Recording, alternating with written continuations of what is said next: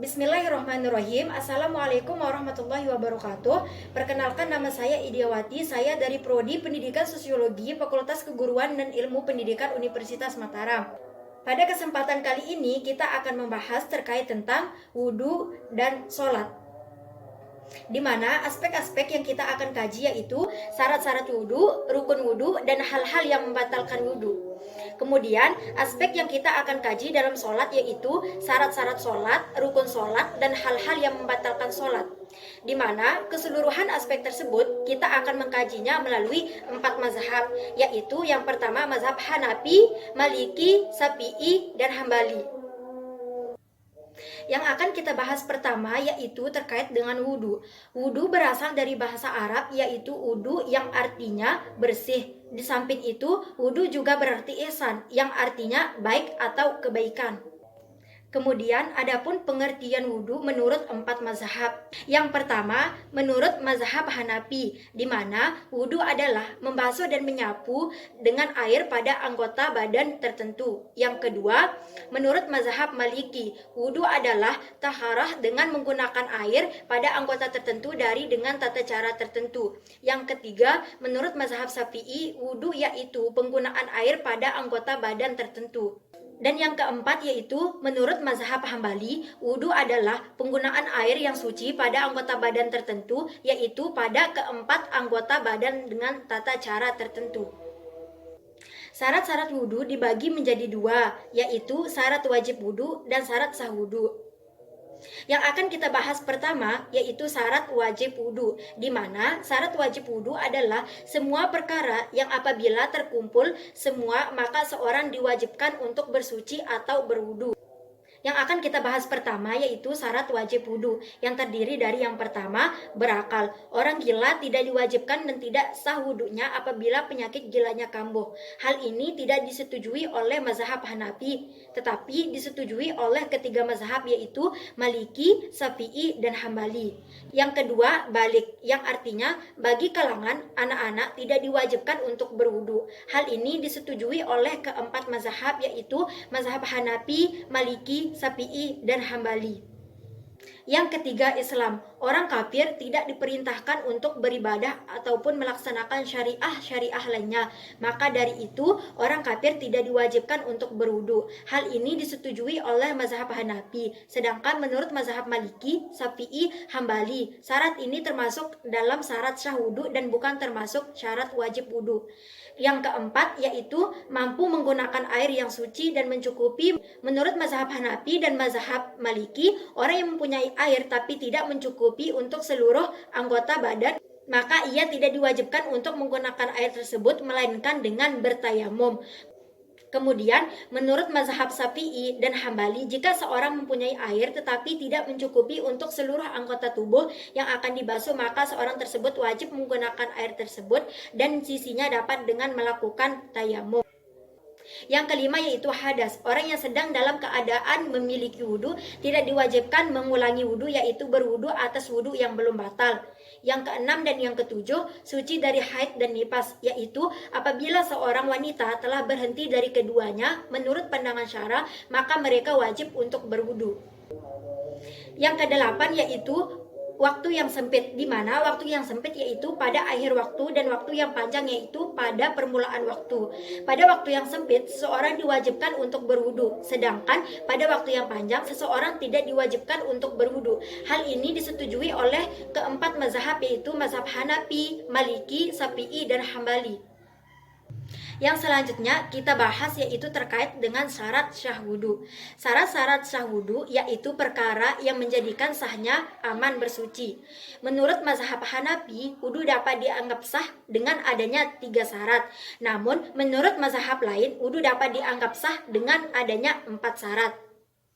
Yang pertama, meratakan air yang suci ke atas kulit, yaitu meratakan air ke seluruh anggota yang wajib dibasuh hingga tidak ada bagian yang tertinggal. Berdasarkan syarat ini, maka keempat mazhab menyetujuinya. tetapi dengan beberapa tambahan seperti mazhab Hanafi, Syafi'i, dan Hambali mengatakan bahwa jika seorang memiliki cincin, maka cincin tersebut wajib digerakkan sehingga air dapat memasuki ke area tersebut dan tidak menjadi penghalang. Sedangkan menurut mazhab Maliki, jika seorang memiliki cincin, maka ia tidak diwajibkan untuk menggerakkan cincin tersebut. Yang kedua, menghilangkan apa saja yang menghalangi masuknya air kepada anggota badan tertentu seperti cat kuku pada wanita. Hal ini disetujui oleh keempat mazhab. Yang ketiga, tidak terdapat perkara-perkara yang dapat membatalkan wudhu seperti haid, nifas, dan sebagainya. Hal ini juga disetujui oleh keempat mazhab. Kemudian yang terakhir yaitu masuknya waktu untuk bertayamum. Ia juga disyaratkan bagi orang yang memiliki hadas yang berketerusan seperti orang yang memiliki penyakit beser atau selalu buang air kecil secara terus-menerus. Tetapi syarat ini tidak terdapat dalam mazhab Hanafi dan terdapat dalam ketiga mazhab lainnya yaitu Maliki, Syafi'i, dan Hambali. Selanjutnya, rukun wudhu. Keempat mazhab memiliki beberapa rukun wudhu yang berbeda. Misalnya, mazhab Hanafi memiliki 4 rukun wudhu, kemudian mazhab Maliki memiliki 7 rukun wudhu, mazhab Syafi'i memiliki 6 rukun wudhu, dan yang terakhir yaitu mazhab Hambali memiliki 7 rukun wudhu.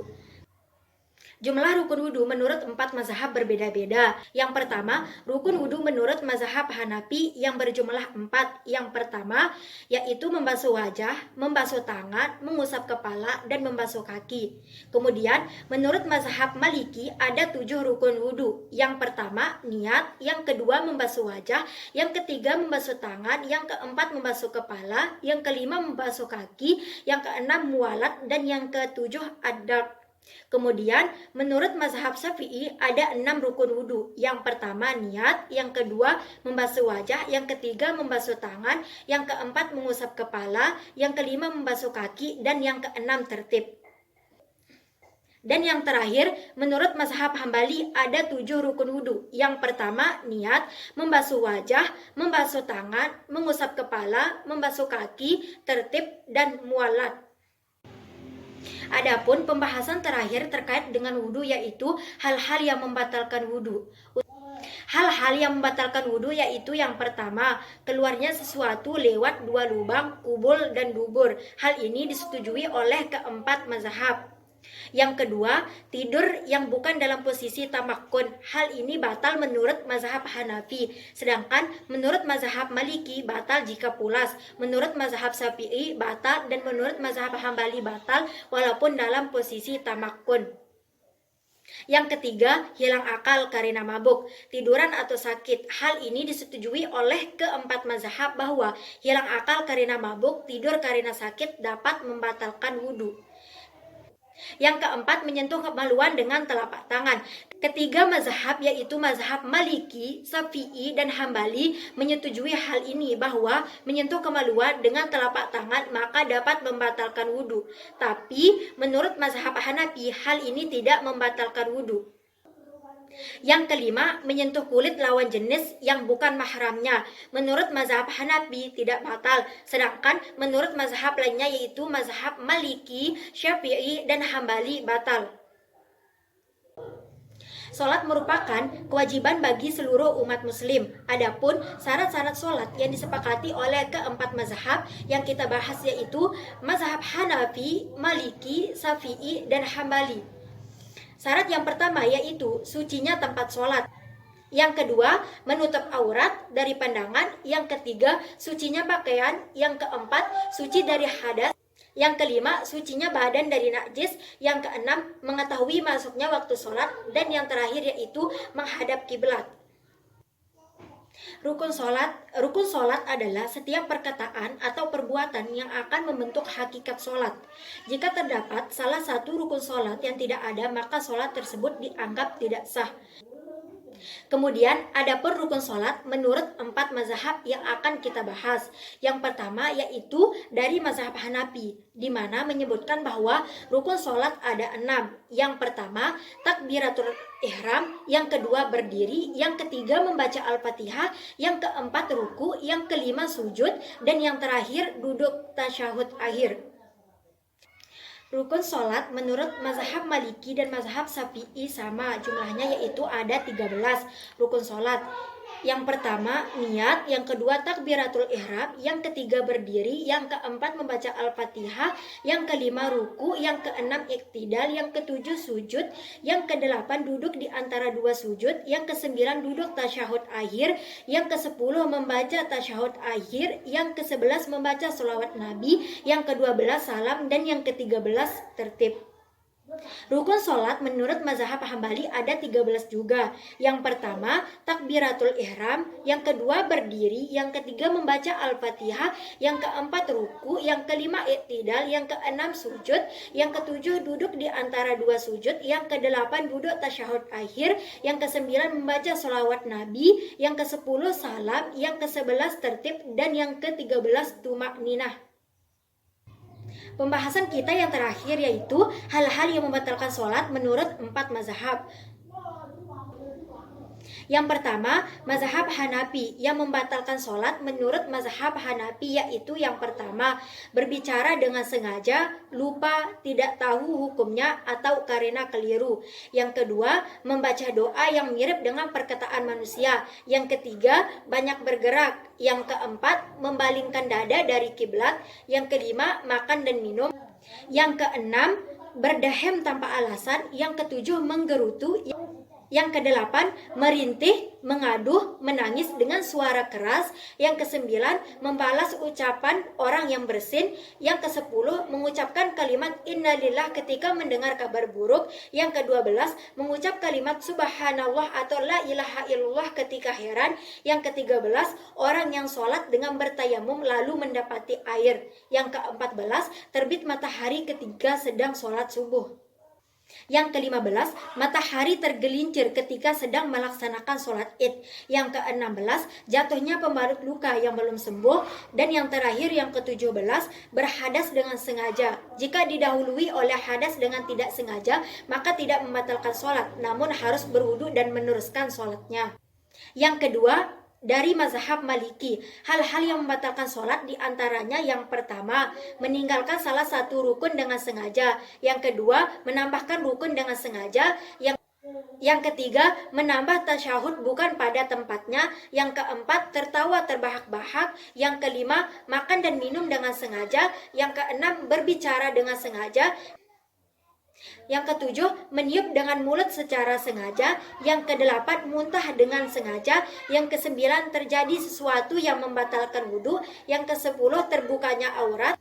Yang ke-11, terkena najis. Yang ke-12, banyak bergerak. Yang ke-13, menambah rakaat. Yang ke-14, sujud sebelum salam. Dan yang terakhir, yang ke-15, meninggalkan 3 sunnah dari sunnah-sunnah sholat karena lupa serta tidak melakukan sujud sahwi. Yang ketiga, dari mazhab Syafi'i, hal-hal yang membatalkan sholat. Yang pertama, karena hadas yang mewajibkan seorang wudhu atau mandi. Yang kedua, berbicara secara sengaja. Yang ketiga, menangis. Yang keempat, merintih dalam sebagian keadaan. Yang kelima, banyak bergerak. Yang keenam, ragu-ragu dalam niat. Yang ketujuh, bimbang dalam memutuskan sholat namun tetap meneruskannya. Yang kedelapan, menukar niat satu sholat fardu dengan sholat fardu yang lain, atau menukar niat dengan sholat sunnah dibolehkan jika ia bermaksud hendak menurunkan sholat fardu secara berjamaah. Yang ke-9, terbuka aurat sedangkan ia mampu menutupinya. Yang ke-10, tidak menutup aurat padahal ia memiliki pakaian. Yang ke-11, kena najis yang tidak dimaafkan kalau tidak segera dibuang. Yang ke-12, mengulang-ulang takbiratul ihram. Yang ke-13, meninggalkan rukun secara sengaja. Yang ke-14, mengikuti imam yang tidak patut diikuti karena kekufurannya atau sebab yang lainnya. Yang ke-15, menambah rukun secara sengaja. Yang ke-16, makan dan minum.